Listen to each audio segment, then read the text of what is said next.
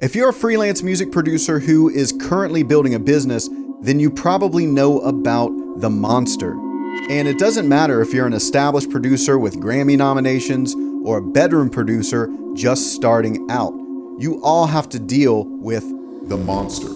And that monster is inconsistent income. Sometimes you feel like you're crushing it, and other times you feel like there is just no way you could keep doing this for the rest of your life. Well, in this video, I'm going to show you how I set up my music production business to ensure that we could always control our income while still being able to go take risks in the music industry. Hey folks, Daniel Grimmett here from Dark Label Music. Thanks for joining me. If you're new, on this channel we explore the traditional and very untraditional ways that music producers make a living. So most music producers understand the concept of passive and active income, but I'm going to break it down a little further than that. Now, if you aren't sure what those mean, then just think of active income as trading your time for money, and think of passive income as creating something once that pays you over and over again. But going deeper here, I like to categorize a music producer's income into 4 different buckets. You've got your core active income, you've got your deal active income, and then you've got your core passive income and your deal passive income. Don't worry, I'll explain what all of this means. So you understand active versus passive income, right? But what's the difference between core income and deal income? This is the stuff that you don't really hear about in most music producer business tutorials, so make sure to subscribe. Core income is income that you control 100% yourself. And deal income generally involves a partnership with some kind of third-party company, manager, label, or agent. So basically, if you have production work coming from a manager, or you sell a sample pack on a third-party platform like Splice, all of that would be deal income. Because theoretically, if those deals were severed, then that income would go away. So you don't really have full control. This doesn't mean it's a bad thing. You just need to know the difference. However, if you have a process to go out and get your own production clients, or you sell sample packs to an audience that was completely built by you, then we would consider that your core income because you control it 100% outside of, something catastrophic happening. Ultimately, the goal here is to have both core and deal income. You have control, but you can also take some risks and do bigger things in the industry. So let me show you some real life examples for each one of these categories, and then later in the video, I'll give you more clarity on what you should focus on so that you're not overwhelmed and just spinning your wheels, so stick around. Okay, so here's what this looked like for the songwriting team, which was a remote music production company that I founded back in 2012 and managed till around 2018. Our core active income stream was getting paid to produce songs for independent artists, brands, and sometimes labels. So they would pay us a production fee for our production services. But these were all clients that we either actively sought out through outreach, or they found us through social media channels that we built through content. So we pretty much had 100% control of this income stream. It all came down to our own efforts and strategy. It didn't depend on anyone else. And this was the majority of our total income. Our core passive income came from a few different sources. So we used our active income to purchase a company called Woodshed Audio in 2015 that sold sample packs, and later turned that into a company called Make Pop Music with Austin Hull.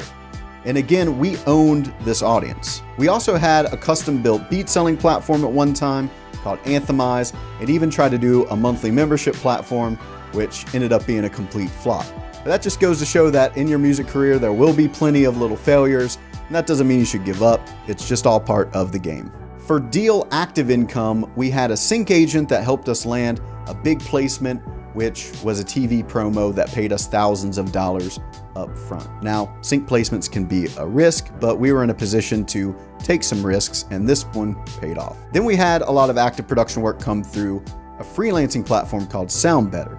Now again, both of these deals were awesome, but we didn't truly have 100% control of this income.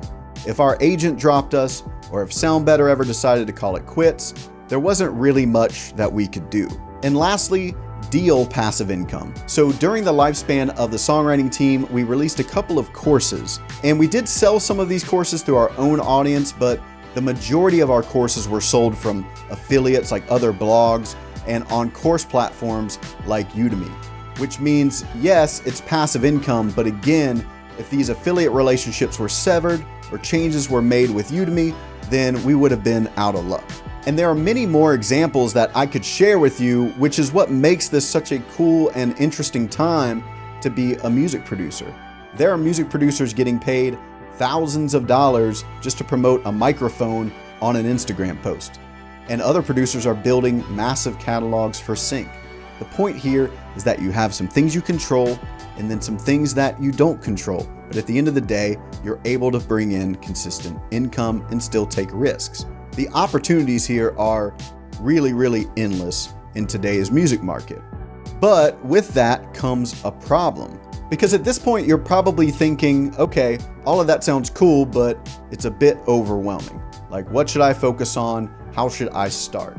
And there's not just one way to do it, but I'll share with you what I've seen works the best and most often with the music producers that we work with here at Dark Label. So since we can't do everything at the same time, it's important that we're smart about the order in which we build our music production business.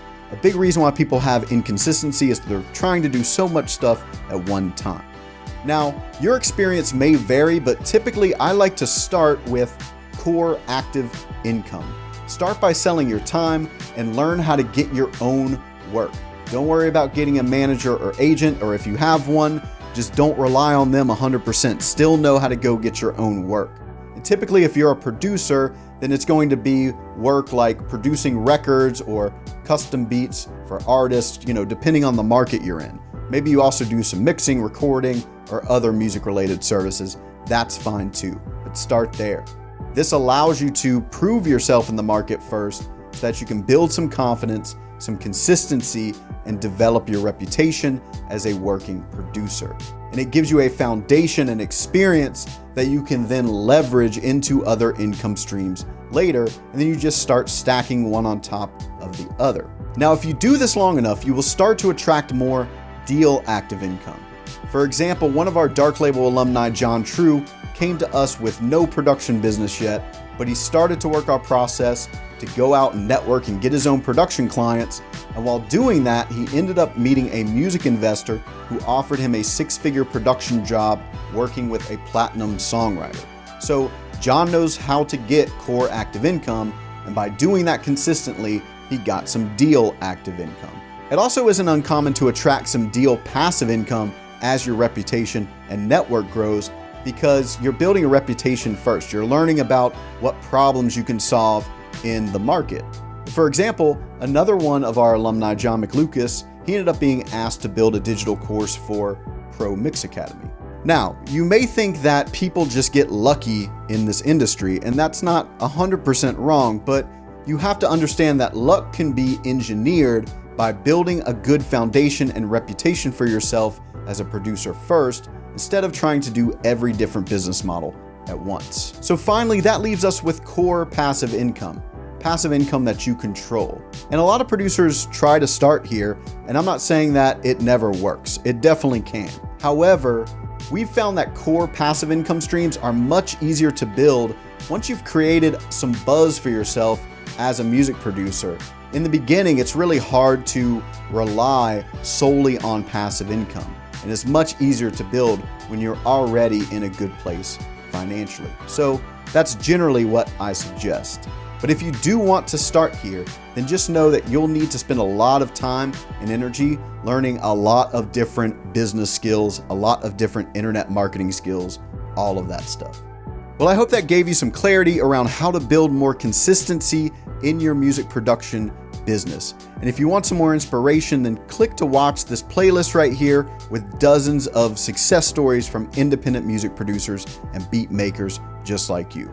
Because knowing that this is possible and real is the first step to success. If you like this kind of content, subscribe to the channel. We'll see you next time. Peace out.